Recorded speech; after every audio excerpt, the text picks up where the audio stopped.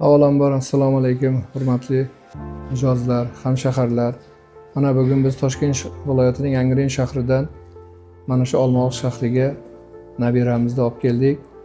Hozir operatsiyaga tayyorgarlik qilyapti. Bu Olmaliqqa kelishimizdan oldin internet orqali mana shu Asqar akam degan doktorni yaxshi tanishib chiqdik. Qilgan operatsiyalarini gaplashdik, ko'rdik va nihoyat kelib o'zimiz murojaat qildik. Hozirgi kunda ro'za Ramazon oyida 20% chegirma bo'lyapti ekan. Bizga o'zining yordamini qildi 20% chegirma bilan. Hozir nabiramiz mana operatsiyaga kirib ketdi. Xudoyim shifosini o'zi bersin. Doktorlar ham bir bahona eson-omon yaxshi chiqsin deb mana kutib o'tiribmiz. Lekin bu yerda qilingan sharoitlar nihoyatda inson uchun hammasi yaxshi. Muomalalari, kirib kelganingizda salom alayklari, mana o'tirgan xonalar issiq, yoritilgan. Ichkaridagi xonalar nihoyatda shinam. Hamma sharoit yaratilgan.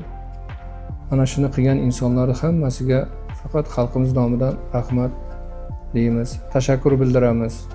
Avvalambor birorta inson kasal bo'lmasin. Mana shu kelgan mijozlarga nihoyatda a'lo darajada xizmat ko'rsatilyapti. Biz bundan xursandmiz. Rahmat sizlarga, hammalaringga.